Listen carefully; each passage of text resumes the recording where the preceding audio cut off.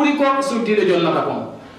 joni ɓe wajonde exemple goto ndaɗen ko ɓuri hewde kon suddiɓɓen ko ka cuuɗi kamɓe ɓe wonta maasi ɓe yalta e ɗo ɓe golla ko kamɓe ɓuri tabitude ka nder cuuɗi suddiɗo won ɗon ka nder suudu kanko ñallal ngal fof mo nder ton an kon kon hiɗa ande suddiɗon naka suudu hay so yalti o neɓata an non wonda yalta e subaka naati o jemma ko Allah andi ko jokkuɗa yo Allah waɗ ndera ko moƴƴi andi himo ko an hiɗa wawi mo hoolade ɓuri kanko ko wawma hoolade kon ko hoolade koye wondirte kono ko kanko ɓuri wonde hino fellita ala e ko boni diyam ko ɗum si tawata tuma natuɗa o himo haton jini e andugol est ce que e nder ko yaltuɗa ko hiɗa miijade fi makko ko ɗum waɗi himo haton jini andinede sowno o wondema hiɗa andita fi makko hiɗa miijade fi makko ɗum noon koye wondigal noon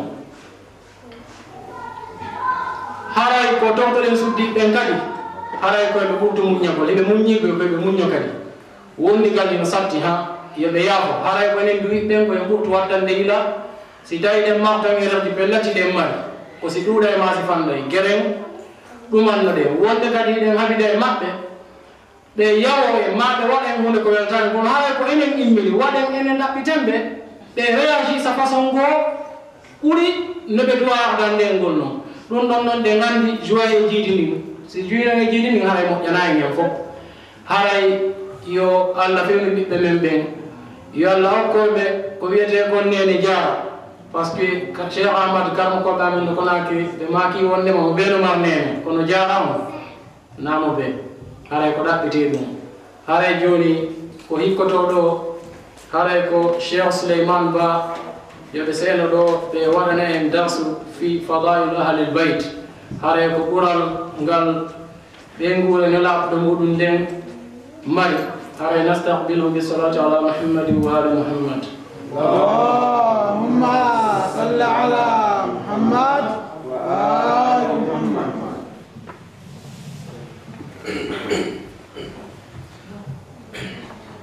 أعوذ بالله السميع العليم من الشيطان اللعين الرجيم بسم الله الرحمن الرحيم ثم الصلاة والسلام على أفضل المبعوث رحمة للعالمين أبي القاسم محمد اللهم صل على محمد وآل محمد رب اشرح لي صدري ويسر لي أمري واحلل عقدة من لساني يفقه قولي نو مسيب يافدو يوتن سيدا فوين اكيرنو بي كو يوتنين دو كون haray ko tumminiren ɗo hande hino tawa e muɗum yewtugol haqqeji ɗi suddiɗo mari ɗi o haani tottude hakkunde makko e genda makko hiɗen andi Allah no yewti ko alquran wondema o tagi neɗɗo o waɗi e makko ko wiyete kon sahaw o waɗi e makko ko wiyete kon tuuyo o waɗi e suddiɗo tuuyo yiɗugol gorko o waɗi e gorko tuuyo yiɗugol sonnajo nden andi noon mbay Allah ko hakim si nawnare o tagi nawnare o taganayde lekki ɓay Allah ko hakim so moƴƴini neɗɗo kala ko neɗɗo on haton jinta e muɗum e gurdam makko ɗam o tagay ɗen andi si Allah taguno neɗɗo tun o waɗi neɗɗo o ko yiɗɗo yargol ndiyam o ronki tagugol ndiyam haray toñi neɗɗo ko ɗum waɗi Allah tagi neɗɗo ha o gayni o tagi e wonki neɗɗo o tagi ko wiyete kon sonnajo o ko honɗum mo kala maɓɓe o waɗanɓe ko wiyete kon sahawu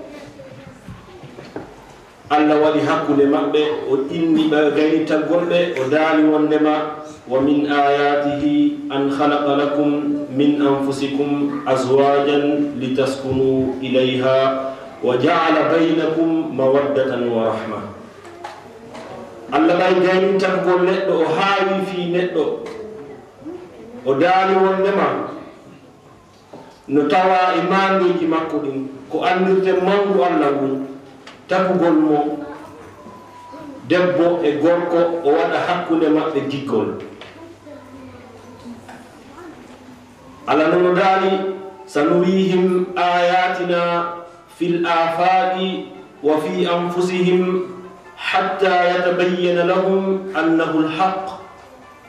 awalam yakfi bi rabbika annahu ala kulli shay'in shahid.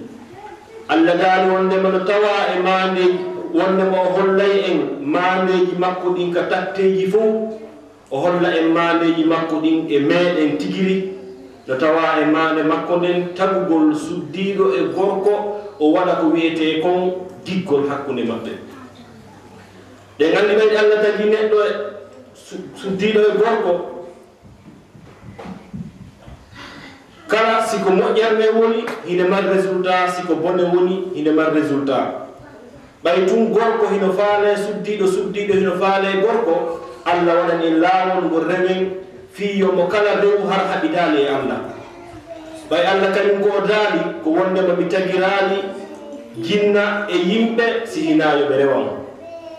si Allah tagima haali aduna ɗo ngesa mamanko ɗo a wuuri ɗo ha a gayni a feƴƴi a yehi nokkugo ka joddi nin he joddi ko bolluɗa kon ka hettete ɗon, a tawi joddi ala ton a yiltota ko ɓaawo artana joddi ha haray nafa ala an ko tagiraɗa. ko ɗum waɗi si ñande dalngal woɓɓe goo yeloto hanino Allah waɗiɓe waɗa mummunteji ɗin. ɓayɗe gandi mummunte kañum ɓe ala ko wiyete kon nangede yani moɓite yoɓite naɓe aljanna ma naɓe yiite, ko neɗɗo mari ɗum ɗo. ko non woniri kadi ko neɗɗo tun waɗana haqqille. joni ɗen andi ko aduna ɗo hiɗen mari exemple ko nandidata e muɗum. wona courant par exemple, wona ɓe anduɓe électricité ɗen andi courant ko fiilji ɗiɗi yaadata e muɗum. fiilji ɗin hiɗe inne ko plus et moins, yani ko gorko e debbo. yani piiji ɗin fof Allah ko honɗum waɗi o tagi piiji ɗiɗi. kala ka darno e gurdamna so yiɗo goɗɗum haray opposé mum on no woodi, so yiɗo ko moƴƴi haray ko bonnioɗa, so yiɗo ko yiɗa haray ko añanoɗa. ko noon Allah tagiri piiji ɗin. courant plus no woodi, moyen no woodi. se gaddi installation courant ɗo en ƴetti filji ɗin e moyen plus e moyen en hawtidiri kadi waka hawtide tun ko honɗum hikkata ɗon. en ƴetti plus on e moyen on en takkidiriɗi ko honɗum hikkata ɗon, ko mas waɗata siko suudu sunna suudu ndum fi honɗum ɓay en rewrani laawol ngol Allah waɗi ngol yerrete muɗum fi tawi heɓu bone. Allah tagi neɗɗo suddiɗo e gorko o waɗi laawol ngol ɓe rewata ngol ago yiɗi o yarli hara ɓe yanani e bone. si neɗɗo tertike ngol laawol o yaltiɗa o yiidi e suddiɗo no tawata har nano Allah newniranimo noon ko o mas waɗugo kuranɗa ko on mas waɗata wona honɗum wona sabu ko yirbini aduna on, wona ko sabu yirbini mujtama on. wono hande sen daari on Angleterre hiɓe mari sa'at ko innete kon yani darugol mujtama maɓɓe no ɓe woniri. ɓe waɗi recherche maɓɓe ɓen hitande ɓe hitande ɓiɓɓe guluuji temeɗɗe 500,000 enfants jibinte nder leydi maɓɓe ɗin tawayɓe ko ɓiɓɓe fattu. kono kamɓe ɓayna julɓe na ɗo anini ɓe, ɓe inni ko anini ɓe kon koko tawi kon ɓeɗo ɓiɓɓe ko honɗum ɓe woni e nder mujtama o, e nder wondina e nder mujtama kamɓe anglais ɓen. si ɓe yiltike kasoji ɓe ndaari ɓe tawi ko soka kon ton 80% ma boneji waɗayɗe e nder leydi 80% ko ɓe ɓiɓɓe he jibinaɓe ɓe ala ɓe wonda e mawɓe maɓɓe ɓe ɓiɓɓe fattu. ɓe waɗi rapport ɓe jonni gouvernement on ko yewroteɗe fof itta ɗum ɗo eto ɗum ɗo meha fiyon ɗum na julɓe kono ɓay tumɓe lundike qanun sariya mo Allah waɗi on e yi battani mum ɗin. ko ɗum waɗi Allah no daali inna allaha la yudiu amala amilin minkum min dhakarin aw unsa. Allah yeɓata golle golluɗo. si a golli ko moƴƴi a hettay joddimani, sa a golli ko boni a hettay joddimani. ɗum noon hetta go woɓɓe hetta goɗɗum kalna ɗo woɓɓe yaade ha yeeso Allah siko moƴƴi ɓe hetta to joddi maɓɓe ni alquran imo yewti en ka deftere artan yewtere men nden o yewti en ko fii ko